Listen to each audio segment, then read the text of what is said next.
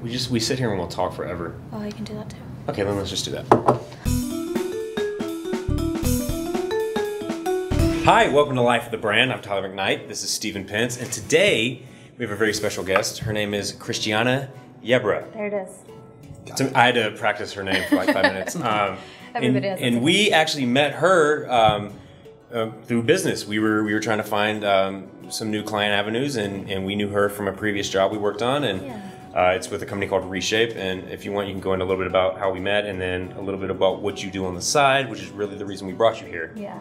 Go for it. So full-time, Reshape is a startup based in Southern California, and we focus on a device, well actually multiple devices used to combat the obesity epidemic. So I think we met working on an intragastric balloon that's used for weight loss, which is super sexy, but it's been very helpful in a non-surgical approach for weight loss here in the United States, which is good. But we have a really beautiful brand, and I think we wanted to work with you guys to help us find more patients. Yep. So that was our big project.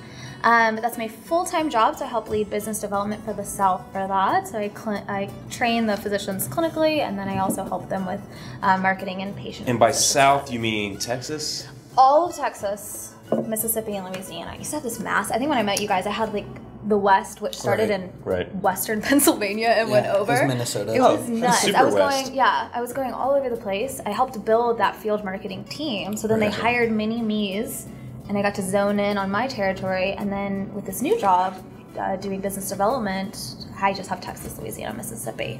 Okay. So it's my full-time gig, but on the side, yeah, what's the side hustle? Side hustles. I have a lot of side hustles.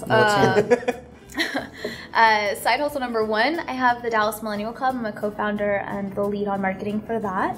I've got a marketing and business development strategy group called Currency, which is a play on my initials. Oh, and that was just on money. Well, that, but then I used to joke, people used to ask me for advice, and I'd say, yeah, sure, but bring me a tea, like a sweet tea, as payment. You know, they'd ask me a quick question, like, tea is my currency. So I used to joke with that, and then I looked at it, and CY is all over currency. So I started using that, and then adding value to somebody's company was currency. It's pretty clever. So, very clever. So clever. So here's a question. Were you done? I'm sorry. I think so. I don't think I have anything else. Do you identify as a millennial? I do. I used to be very... Please don't call me that. That's not what there was such a negative connotation around it. And then I just owned it. And I was like, you know what? That's why I own hipster, nerd, whatever you want to call me. it. It was the same thing. It was like the nerd. Yeah. I got it. That's totally fun. You're a conscientious objector. Yeah, first episode, if you guys have even watched that far back, I actually called myself a conscientious there you go. objector to traditional millennialism. Oh. How do you feel today after 20 more episodes or so? I'm warming to it. I'm warming to it. It's not there, but I just don't like to put myself in a spot. I don't want to put a square peg in a round hole. I have that tattooed on my body, and it actually fits. So it is a square peg in a round hole. Anyways, so you're a millennial and you have not one but two side hustles and a full-time job, which requires you to travel all the time. Yeah. How do you do it all? What drives you? What drives you? It's a couple of things. I think for Reshape, I think what keeps me energized and excited is we're really providing a great tool for patients. And before I got hired with the company, I asked a lot of questions around, is it safe? Is this something that I'd recommend to a friend or a sister or a mom, whoever? And so I really believe in what we're doing. So I love that. That comes really easy. Working on the side hustles, I think, just keeps me feeling young and like I'm ahead of, or I guess I'm in tune with what's happening in Dallas or in the country. And by having these other companies, I get to stay ahead of the game when it comes to marketing. I don't fall behind, or with events or what's happening in the space, different brands that are coming out. And so having those different groups is really valuable in staying kind of connected, not only in Dallas, but beyond. Right. Like here in Lubbock. So do you think the Dallas market is an explosive market for that millennial group? Because people think of it as this is where all the DFW moms are, and you got all this old oil money, and now it's kind of become a real hub. Yeah. And you got Austin, you got Lubbock. Have you been to Dallas? There's no oil money there. You know what I mean? Yeah. It's Texas. Everybody has oil money. This is the California view. A little bit. I mean, all they had there was the JFK assassination. Yeah. Now they got all this going on, and do you see it as does it have a limit where it can go? Can it compete with the New Yorks, the San Franciscos, the Miamis? Yeah, I think for a while we were trying to be the next Silicon Valley, or we were trying to be the next Austin. And what I've always kind of told, I mean, come from the startup community there. It was my first company was a startup, tiny little startup in Dallas. And instead of trying to conform with what Austin wanted us to be and what Silicon Valley wanted us to be, and even Seattle and Portland and those, we really pushed against, like, why don't we build Dallas to be its own versus trying to conform to what these other kind of startup hubs were. So I think Dallas is different in that we're nicer. I think we have a lot of nice people there. I think so. Nicer than New Yorkers. But we're friendly. Everything's really central. A lot of big highways to make it easy to get around. And traffic still, always sucks. It's better than Houston and Austin, right? Better than Houston and Austin. Real estate's booming. Property values are incredible. It's affordable to live there. And we've got the AT&T headquarters is right outside my window of my mid-rise in downtown, and then we've got Amazon warehouses. And everything's right there. And I think it's able to compete, and that's why I think we were even on the list for Amazon's new headquarters, which is an honor to even be considered. But I think it's a great spot for families, but really even more so are the millennials and the younger groups. I mean, we bring in, especially with the Dallas Millennial Club, we've got students from all over the state, graduating from school and then coming back to Dallas and then coming to our groups and saying, hey, I want to get reinvested in finding what's best for me here in Dallas, and so I want to stay here. So I've had a lot of people. I mean, I travel all the time, but I could live in California if I wanted to, or Lubbock if I wanted to, but I choose Dallas because it's just really central to what my needs are. Is that your home? Are you from there? Oh, no. I'm a military brat, so I've lived just about everywhere. So I used to just pretend my favorite place where I'd lived was where I was from, but I've lived in Texas longest, so I say I'm from here. But been in Dallas for a couple of years. Okay, so I call it home. And see, the only reason I asked you that is because I lived in New York the first 2 years out of college, and I actually kind of look back on that as a mistake, going to the biggest market in the United States directly out of college, and then I'm going to come here and discover myself and find out what I'm really good at. I get there, take an unpaid internship at a startup, and I'm working 14, 15-hour days for free, and and everybody there is, every day I was told we can come in and find somebody better, more attractive, smarter in every way possible, and it was a cutthroat environment, and it takes a certain type of individual to do that, and I don't think that Dallas market is probably like that, but everybody that lived in the New York area, they were transplants. I rarely met anybody that was born and raised in Manhattan or born and raised in Brooklyn. And do you think Dallas is becoming that at some point, or do you think it's going to be more of a homegrown market that it's going to grow from the Texas I think roots? you'll see people coming from, they've grown up in Dallas, they leave, go to school, and I always recommend this to the people that we mentor, and anybody that comes to me in school, I'm like, look, choose a school somewhere else, get a feel for what's out there, but Dallas is a great spot to buy your first home or join a company or a startup and not have the pressure. New York it's a lot of pressure. Just walking through the city is a lot to handle. I got lost on my first interview, and in the snow. But Dallas is I feel like attainable. It's a good spot. I want to call it like an entry, your starter. It's a gateway. But it's a good spot, and positive connotation. Yeah, if you find, a good group of people, good networks, good companies to work with, you could stay there. But it's not limiting in that you couldn't get other places quickly as well. So, I like it. Sweet. Stick around. I'm a big supporter of Dallas since I was born there, and I lived there until I was about 22 or 23. Nice. Something like that. But yeah. You can read in his biography. But let's get down to the nitty gritty, and I'm just going to open my notes real quick. We had a pre-production phone call a few days ago, and we talked over a few things, and I just wanted to get your viewpoints on examples of some brands that have really adapted to this millennial mindset and the digital mindset, and who those are and where they could possibly get. And then obviously there's some that aren't adapters. We talked about a great example the other day.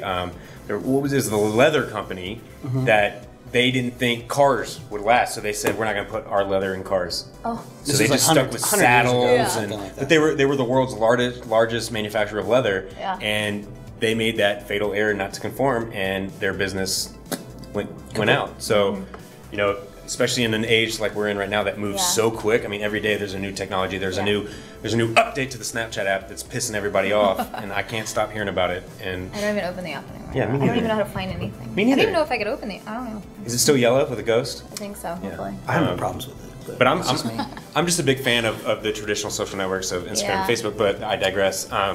So what who do you think's doing it well right now? There are a couple of people that come to mind. I have a couple of friends who work for the dating app Bumble, and I've never used it, but I liked their approach in that girls have to talk to the guys first, which I thought was really Sadie cool. Hawkins, that's what they should have called it. I like Bumble better. I think it's Bumble's less 50s conversation. Fine. Cool branding. But I liked that approach, and that's something that they took. I mean, there's all kinds of dating apps out there, but they took a new approach to it, which I think was attractive to people. They just launched this really cool secondary app, which is called Bumble Biz. Have you heard about this? Is it for businesses to find? It's for businesses. It's like LinkedIn. There's no dating component to it. It's not like guys reaching out to. And it's not. Darn. But it's really for girls. Because they have Bumble friends too, so you can go and meet your girlfriends on Bumble. But the business component, I think they were trying to find this healthier option to LinkedIn. By swiping.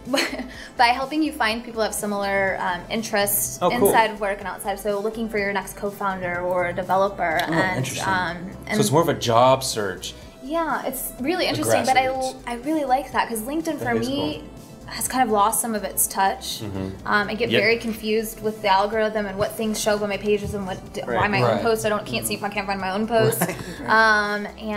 So I liked that they took this, not only the dating app concept and did it better and made it safer and less weird, and then the business component, they really helped improve that concept and deliver it in a different way. And I like that. So I think brands that are going to last are the ones who can take a concept and do it really well, or have the balls to try something different, or and completely flip the script. And that's what Bumble did, and I really enjoyed that. Can I interrupt real quick? No, I remember back in the day, the mid 2010s. Is that how you say it? 2010s. We'll call it the 10 years after the millennial. Yeah. Okay. Millennial. And we can probably cut there if we have to. But I remember Tinder was trying to get into the advertising game, and what they were doing, and they actually did it pretty interestingly. Domino's signed up for an account, and they would have people match with Domino's, and if they swiped right on it, they would get like $5 off their next pizza. So Domino's was the first one to kind of get into that market. I don't know if they still do that or not. I think there's a lot of brands on Tinder. I don't use Tinder, just for the record, but that's what I've heard. Yeah, and so I think that's kind of a cool way to take that dating way into it, and almost like this is your marriage to a brand, and this is you're gonna be loyal to them for the rest of your life. It's kind of settling and planning that. I don't know about prenups or anything with Domino's, but I can imagine it's a great payout. But garlic knots. Go ahead. That was that sparked my brain on what they tried to do a while back, and I don't think it worked. But I like the founder of Bumble. She took a bad experience that she had and said, F you guys, I'm going to do this better, and really introduce something that's just taken off. They're doing really well. So that's something, and I think across any brand that takes an approach, and I'm not the companies I've started are not groundbreaking science. They're things, like my first company was a house call app. Jesus made house calls. Like I wasn't doing anything groundbreaking. But by taking this old school mindset and applying technology to it, I suddenly had this ability to market it to young professionals, college students, busy moms. And I just took this old approach and reintroduced it, repackaged it, and then made it more accessible. So I think the brands that are going to last are the ones that can do that really well and then adapt as they go. And I think Bumble is one of those that did something not necessarily groundbreaking, but applied a different approach to it, and then they adapt as they continue on. So companies like that, I think, are the ones to look out for. You're like the female Gary Vaynerchuk. Like I'm sitting here listening to you, and I listen to his podcast a lot, and the things he says, just because he's so raw and blunt about everything. But I wanted to be here for Halloween. I worked really hard on my Gary. It's got to be a little bit longer and saggy. And I need like some ear pods you always have. And maybe like a voice changer to make it a little bit higher. And if you're watching Gary, I'm sorry. Sorry, Gary. And I wanted to call myself Gary because people say that all the time. And I love Gary, but I also hate him sometimes. Sometimes I'm like, he's a little too much. I'm like, hey. I think his vision and his voice is really important to people who are just trying to take that leap. But there are some things I'm like, Gary, type back, bring it back a little bit. Not everyone has to eat shit for the first 20 years of their life to make it. But he's got a chip on his shoulder, and that's why. It's I think that's what it is. He had to sit in his dad's wine shop and sell wine, and then one day he was like, Dad, you know what? He wants everybody else to suffer. He wants everyone to suffer. And I had the bosses I worked for in New York. I really hope they're not watching this, but they did the same thing to me. But no, I read up on him a little bit, and he started out his dad's wine shop, and he said one day, I'm going to put this online. and sell it online. It was one of the first e-commerce shops. And then the next thing is like, well, I'm going to try and promote this through social media. So he was ahead of the curve for every single thing. I mean, even Bitcoin. I don't want to get into that, how much he made off that, but you know, and you talking about getting ahead of the curve and doing things like that, I think is really what's going to keep brands in it too. And but it's so hard to find that next groundbreaking thing. So why not just take something that's hasn't exactly broken ground yet and make it better? And then just piggyback. My friend who does he does web design and development, user experience stuff as well. He calls it the skateboard effect. Have you seen this? No. I'll just send it to you to post. But it's taking a concept that already exists and adding onto it. So you take the skateboard and you build it into a motorcycle versus starting with nothing and then trying to find two wheels and then trying to connect things. And so you take this concept that's existing and improve it over time. So I'll just send you that. It's a cool graphic. I mean, it's very straightforward, but it's skateboard effect, and I like that. It's like product extension. Like I saw a commercial the other day for Reese's peanut butter. They're actually making peanut butter now. It's like that seems like a natural extension because they're making they're put peanut butter presumably in the candy. Why not sell the peanut butter as is? Because people are looking. It's a whole nother revenue stream. I mean, it's amazing. It's about finding those revenue streams and tweaking it and coming up with something new. I was playing a party game last night. My girlfriend's family was in town for her birthday, and one of the questions was, what is Volkswagen known for other than making cars? Or maybe they're not known for. What is their other revenue stream that they had early on? And I bet ketchup and sausage. What? So there's Volkswagen sausages.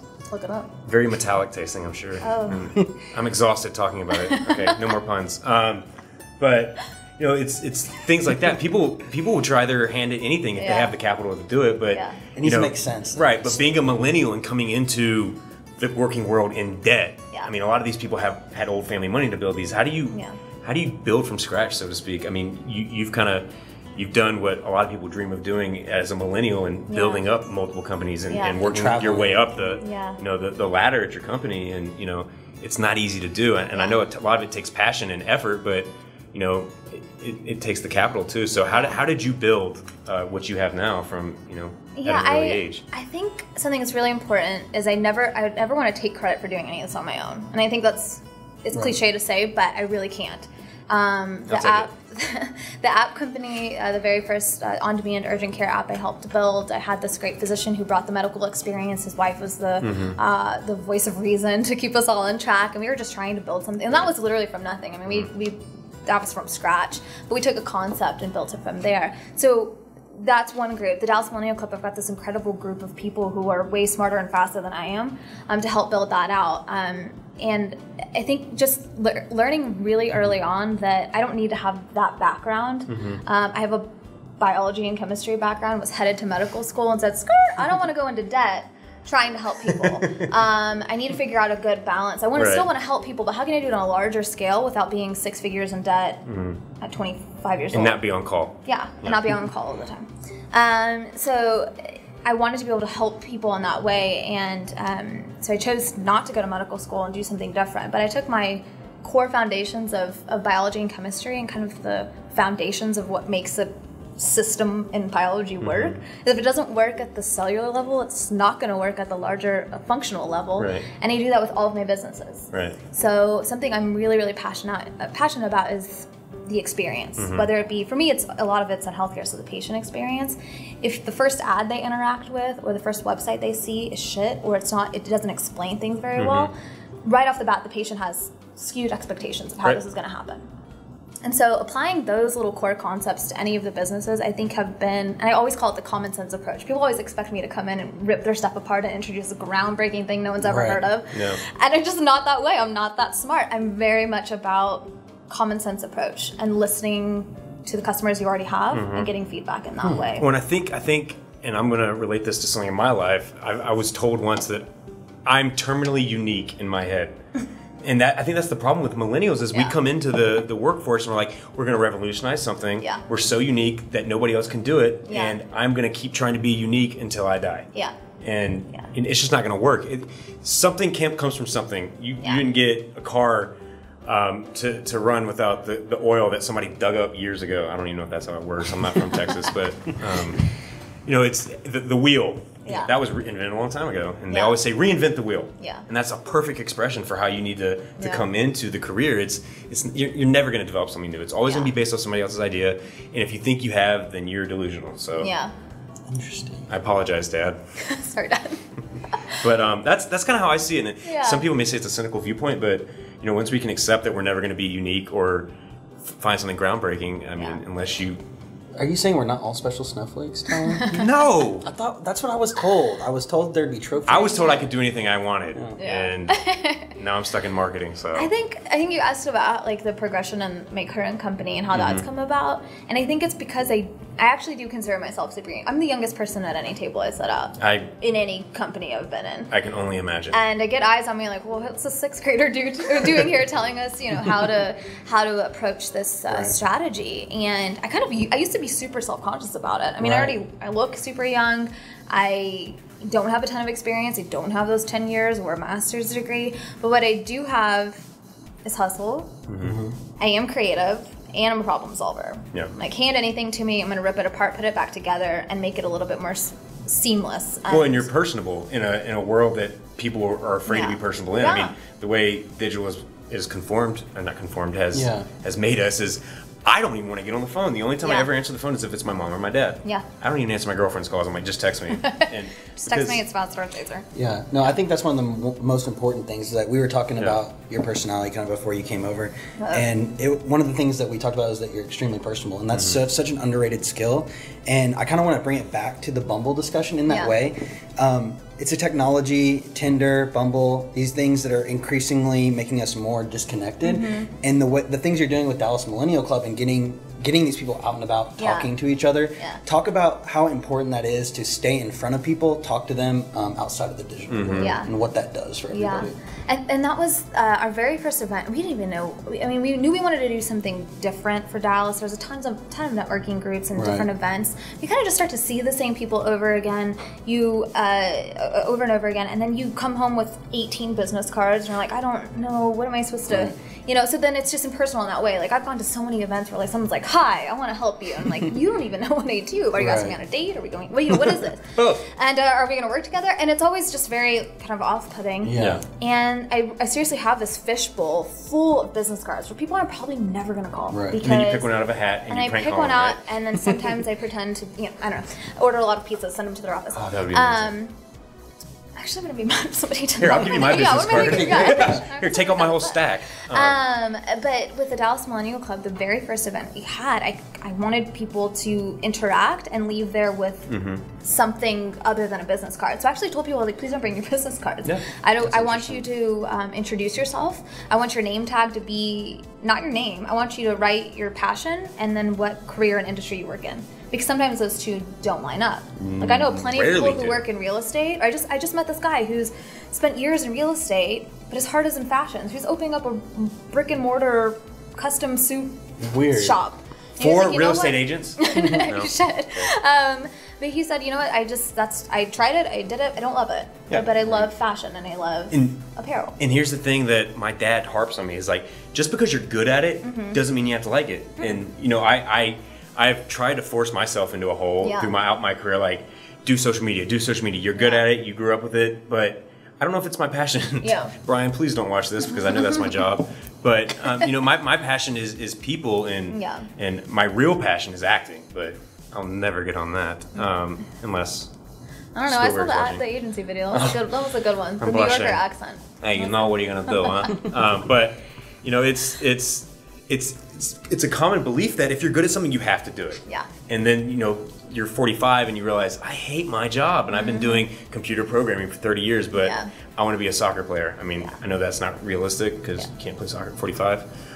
But, you know, it's that kind of mindset that you got to be kind of courageous and say, you know what, just because I'm good at it, I want to go try something else and learn a little bit more. And the way I've kind of operated my career is I want to try little different parts of an agency. Like, I found that I really like business development. I love learning about how to operate a company and how to build that. And you know, just because I'm good at the digital side doesn't mean that's what I'm going to do forever. What did we talk? Did we talk about native advertising the other day? You and I did, yeah. So with Currency, with that group, I always tell people when they want to come on for a project or I'm looking to hire someone for a project, I'm like, okay, tell me what your good at, but tell me more so what you actually like to do. I can run an AdWords campaign all day. Probably could do some native ads, ad roll, all this stuff. I hate tracking all that. Like, it's such a lot of maintenance. I don't get to really be creative. I'm just really trying to not get flagged by Google for X, Y, and Z and healthcare. Especially in the medical profession. Oh, it's so hard. I don't know if you remember the difficulties we ran into trying to do campaigns for you guys. Before and after pictures for weight loss. Nope. And you can't mention weight loss. Talk about weight loss, and it's not my thing. Like, it is just not my thing. So I always tell people in any job that I'm hiring for, it's like, all right, great. I see what you're good at. Awesome. Tell me more so what you're actually really passionate about, or what long term where you want to be. And I think that's something for millennials too, is where you're at right now doesn't necessarily depict where you're going to be in 5 years. I think that's the beauty of this time right now, is you can really make a name for yourself doing whatever the hell you want to do. I've got friends who have awesome full-time corporate jobs, and they're amazing food bloggers on the side of Dallas. They get paid to eat whatever they want, whenever they want. It kind of pisses me off when I see stuff like that, too. It is angering. Like, I could totally do that, but you beat me to it. Now I'm going to go home and eat the food you're showing me cry about it. There's a lot of commitment that goes into they work. Because you got to get a gym membership. Oh, they work hard. You got to wear makeup. I mean, you got to have a full-time. I mean, I'll take pictures of myself all day long, but I'm not guaranteeing that I'll eat food. I always wonder with food bloggers, I know the ones that are kind of coming up that aren't quite there yet, I'm like, do they pay for all of it themselves? Because I see some people on Instagram that are just going out to these fancy restaurants, and I'm like, do they have agreements yet with these restaurants? Or they're paying them, or are they just going freestyle for a while until somebody pays them? I think they have. One of our panels coming up is all about like getting started in that field, and I had a great conversation with this girl who's like, we just didn't see anything for months. Right. Like, nobody cared what we had to say.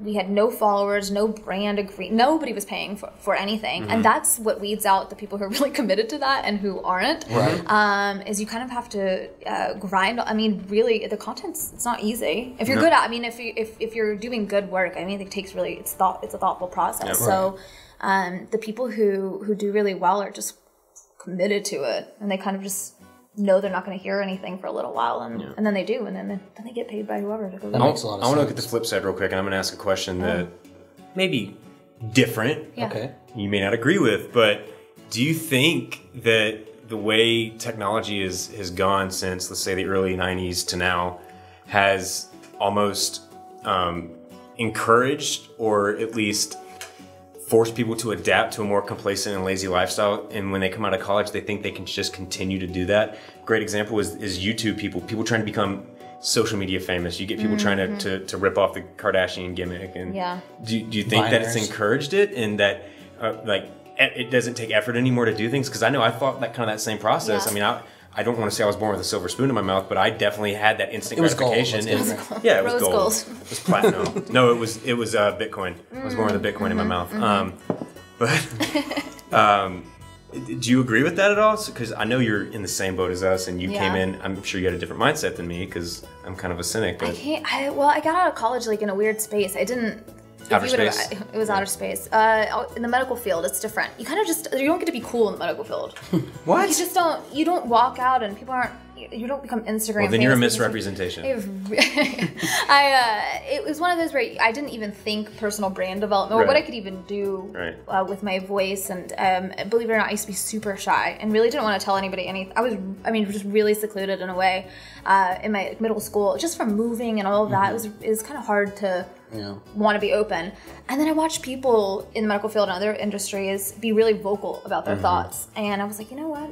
That could be me. So I started talking and started asking questions. And I think most of the opportunities I've gotten since graduating from college have just been, I've asked for opportunities and say, hey, well, how can I help you? I mean, what can I do? That's how I got my job here. Yeah.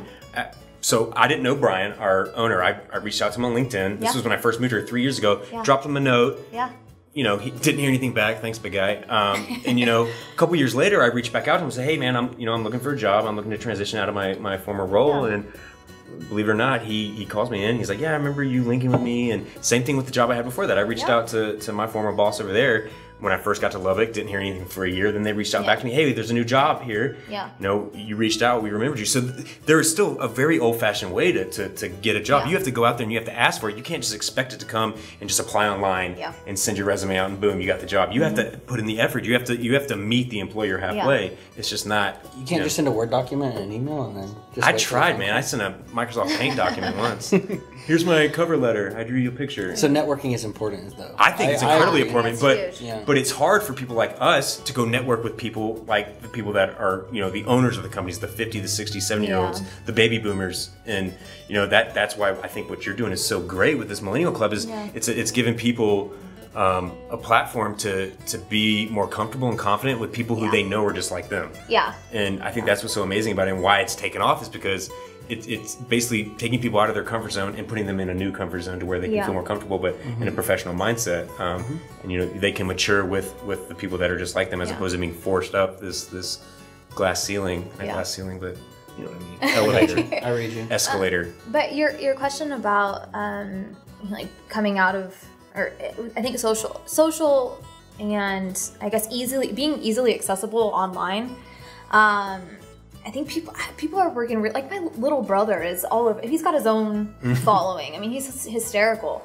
He's got friends who are like really committed to it, and they're 14. I'm like, if you guys could just commit to school for right now, that'd be great. I want you to get to college. You know, and then high school. So I think I see it two ways. I see good things about it and I see bad things about it. I think having social and having building a presence there is accessible and almost too accessible in some ways for the wrong people. Yeah. But I also think it's a really powerful opportunity to do what we've all done here, is ask for opportunity for people we may not have to be easily accessible face to face. So you reached out to somebody you've never met in person.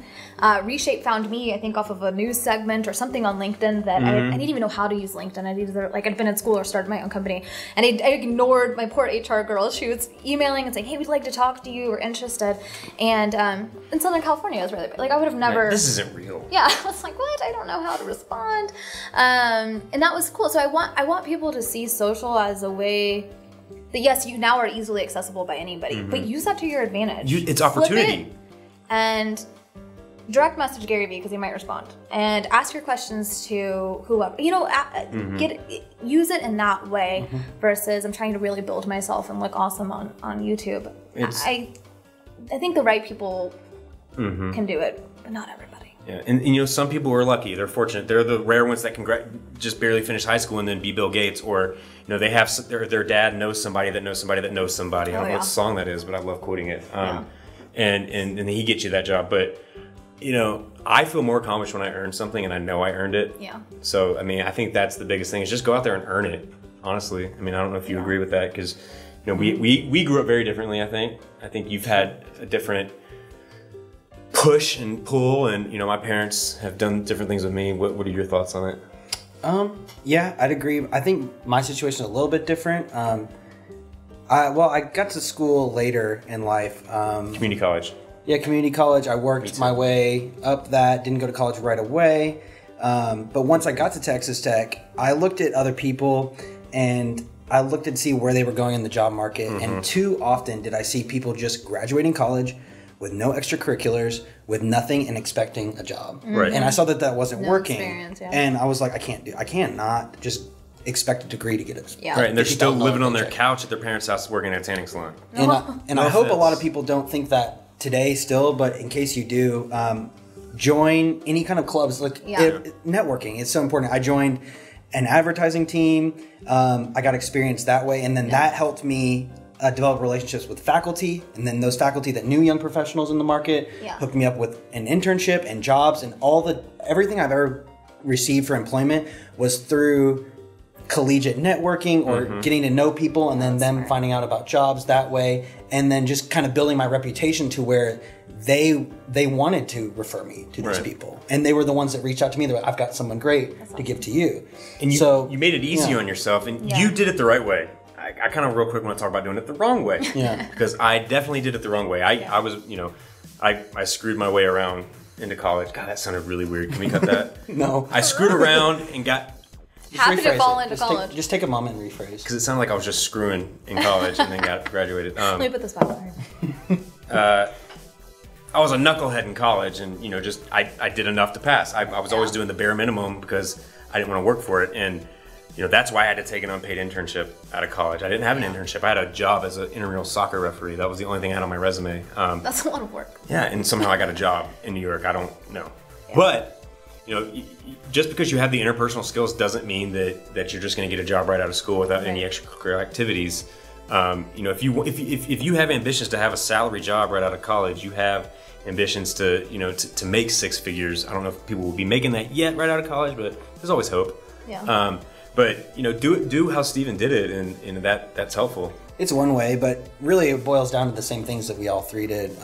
It's just working hard. There's no wrong way to do it. Let's put it that way. Yeah, it's just working hard, grinding, not accepting no, and setting your mind to a goal and kind of relentlessly making your way towards that.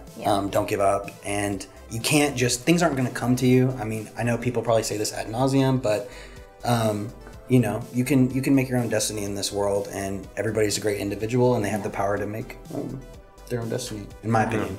I think so too. Cool. Do you have any questions for us? I want to see if you guys agree with this. I think sometimes people will say there's no wrong way to do it, and I agree. I think you can kind of take your own spin on things.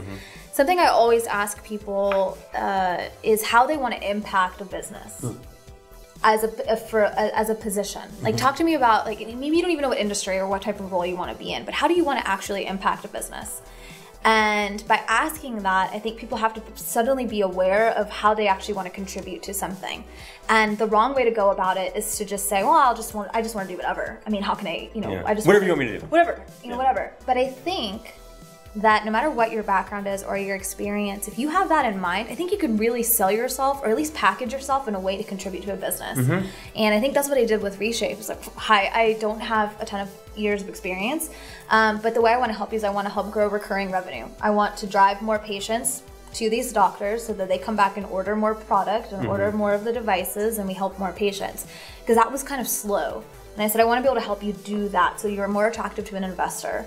And 6 months later, we were acquired by another company. Yeah. So it was like, how can I contribute in that way?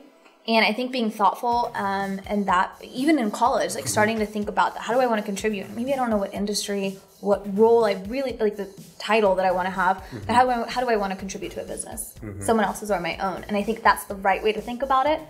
And you really can't go wrong there. If you have that figured out, then you can kind of go your own path. Yeah, that's a really, really good point. Yeah. I agree with that 100%. I kind of really thinking about how do I want to contribute. Yeah. I want salary. Yeah, I just clock in, clock out. That's all I do. No.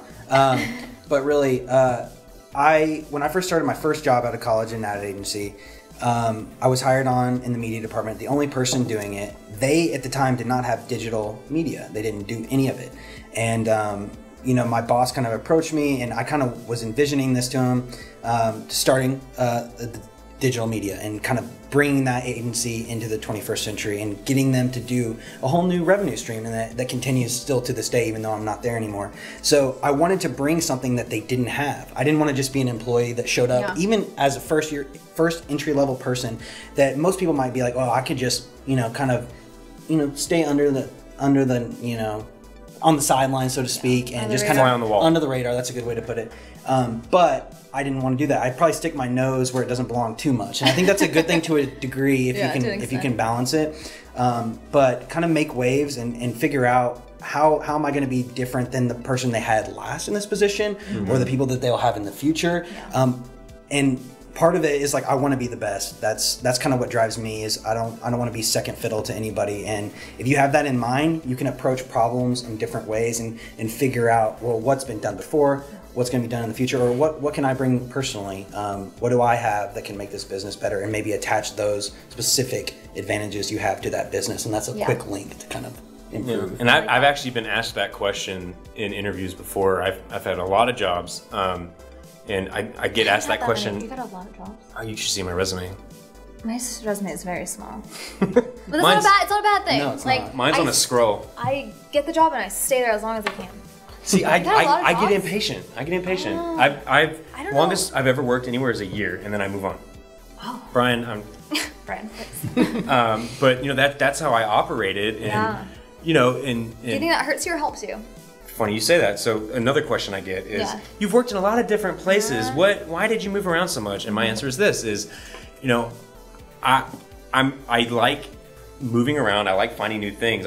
New is always better, but I did it because I wanted to learn every little bit of an agency. Because at the end of the day, my ultimate dream is to do this on my own one day and have my own company and build it and pioneer something. Yeah. And that's what I want to do. And every time I'm asked it, I'm like, I just want to pioneer. I want to do something that nobody's done. And that goes back to the terminally unique thing, but you know, in the vein that it's something that someone's done, but building off of that. You know, I didn't invent digital media, but I'm going to try and do something different with it. Just like you know, Gary Vee and the voice that he's investing in, and you know, he believes that's going to be everywhere. But you know, right now it's only within certain little speakers and phones and you know, things like that. So you know, soon we'll probably see it on dishwashers, ovens, and refrigerators. Your dog will probably have one around his neck. That would be amazing. That would. What do you think they're saying? We can cut that. But yeah, I think that's a great question. And, you know, I've always considered myself a good interviewer, and I can bullshit my way through anything. Not saying I do, but I think you really got packaging what you can. I mean, a lot of people could sit there. I had this conversation not that long ago. I had this girl apply for something, and she was like 9 months somewhere, and she had all these fancy titles. And I was like, are these real titles? Like, I mean, why would you be the director of X for 6 months and then leave and be the director? I mean, she had all these fancy titles, and I was like, you know, like, tell me about this. She had no really good way to explain, and so it led me to think, like, ooh, I don't know if she's been fired. I don't know if she's just gotten bored and left, and I don't want to hire someone who's not committed to the vision of what we're trying to do. So if she had said to me, I wanted to, kind of like you said, I want to learn a lot. I want to get different skills from different industries, and then I want to combine them in a way.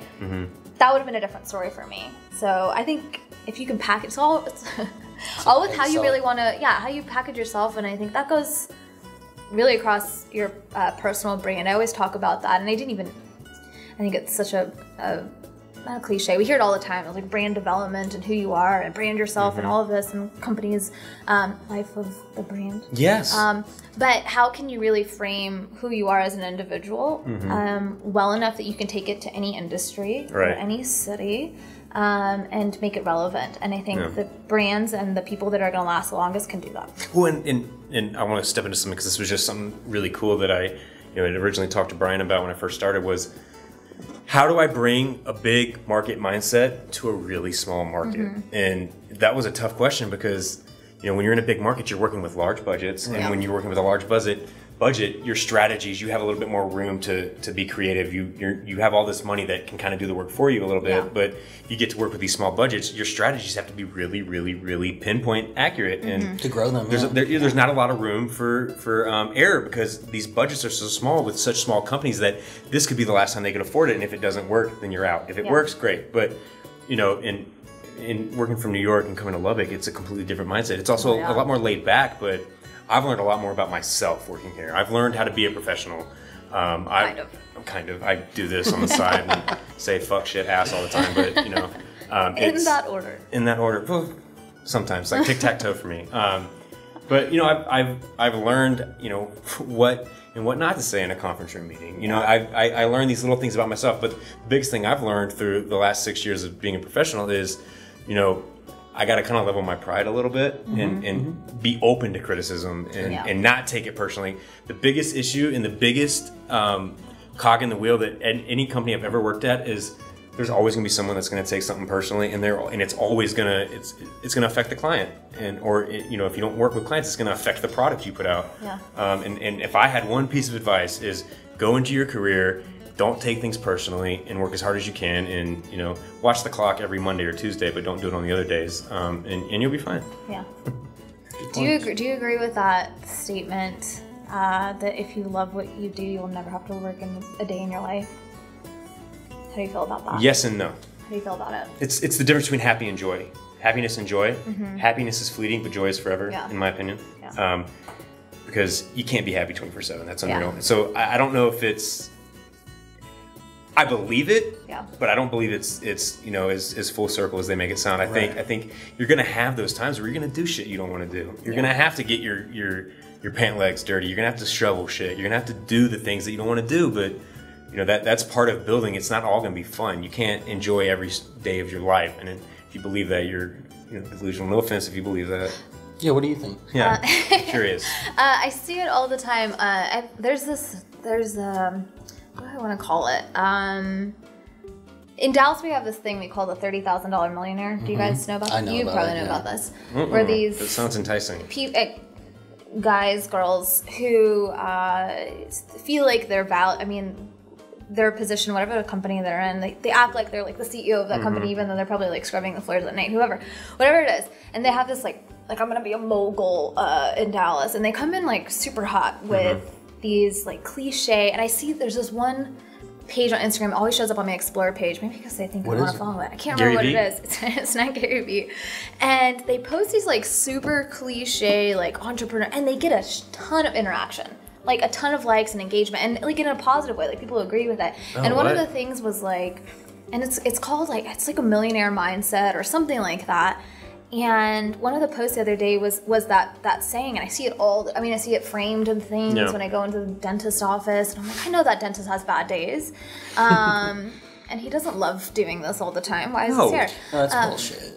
Yeah. So I personally, I love what I do. I love all the different groups I get to work with, but sometimes it's exhausting. Sometimes you enjoy getting off work and coming home. Sometimes I am so ready for a Sunday and not to do anything and to watch curling. Or take a nap. Or take a quick snooze. Long snooze. And I'm totally comfortable with taking time off. I didn't used to be that way because I think you deserve a break. And I think at our age, it's really easy. We have a lot of energy. I mean, I don't have as much energy as I used to, but I think it's really careful. That's what I disagree with Gary about. Yeah. When he's like, don't sleep, treat Monday like it's a Saturday. I just saw this one that was like, I'm gonna make Monday my bitch, and I'm like, dude.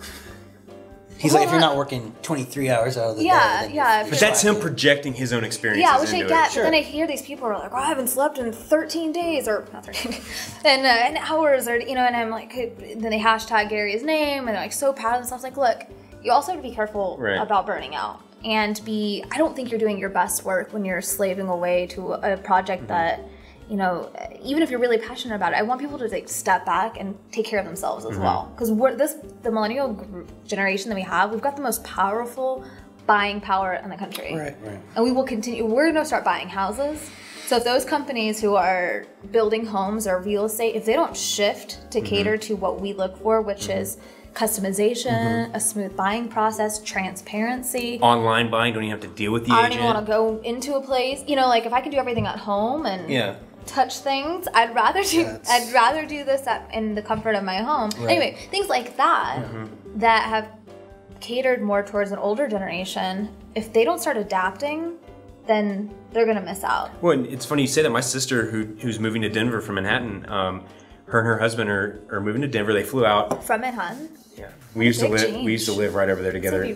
I'm a triplet actually, so we all kind of spread out as we went. We grew up in LA, and then my sister went to San Francisco. Cool, yeah. I went to New York. The other one went to Atlanta. Are you not a triplet? Are you? No. Me neither. I wish. That would be so fun. Put you guys all in the same room. Oh God, I have two sisters. Sorry, sisters. they're moving to Denver because we went to college out there. Yes, I went to school with my sisters. Can't explain it. But it's triplet. It's like triplet connection. Yeah, twins have weird things. We're very codependent people, especially when you're born a minute apart. It kind of helps. And I'm not gonna mention how codependent my mother is. Oh. We can cut that. Actually, she'll probably enjoy it. Mom. But they rented a house via video. So the real estate agent sent them a video of a house, and they said, "We'll take it." Yeah, that's cool. And that's what my realtor right now. I'm looking for a townhome. My apartment, they can't open the windows, and it's really bothering me. Oh. So I literally told my guy, I said, I need you to find me a place. I don't care about anything else. Just make sure the window's open. And he was really nice, and he's young. He's probably my age. I'm not sure. So he gets it. Sorry, Tim. And you look young. And he said, well, if you're ever out of town, I know you're traveling, let me do a video, and I'll send you the 3D, or like I'll send you a viewing, so you don't have to even be here, and that way you don't miss out on the opportunity if you really like something. Yeah. And I was like, that's what I hope that's what other brands pay attention to. Well, as I think the other people transition out and our age transitions in, it'll just casually go that way, I think. And then those who don't, I think, will lose out on a big opportunity. So. The markets always correct themselves, so if they'll adapt to that consumer buying preferences, or they'll fail. Right. Yeah, that's what's going to happen. Should I do a quick end? Thanks, that's all the time we have today. No, thanks for watching Life of the Brand. Christiana, we had a pleasure having you on. You've been an exceptional guest. This is the first time anybody's gotten me to work after hours, so But yeah, thank you for watching Life of the Brand. We'll have this new episode out in a couple weeks, but enjoy this one while you can, right? A couple weeks. Fine, tomorrow. Follow us. Oh, shit. We're going to close together. You want to close? Well, thanks for watching Life of the Brand. We really enjoyed having Christiana on today. She has been incredible. And man, I'm really not doing this one very well. Thanks for watching. Oh, come on. I want to be unique. No one's unique, Terminally unique. Thanks for watching Life of the Brand today, and well, give me one more try. All right. Just be natural. I'm trying. Well, thanks for coming in. Oh my God. There's a lot of pressure. Thanks for watching Life of the Brand today, and Christiana. Now I want I got it. I'm almost there. Thanks for watching Life of the Brand. Special thanks again to Christiana Yebra. Thank you. For coming on. And being a part of our show and giving some great information and talking about the Dallas Millennial Club. I almost said Buyers Club, that's a movie. And Currency, her consultancy agency. So just thanks again for being here, and that'll close it out for today. Don't forget to like, comment, and or share. Follow us on YouTube.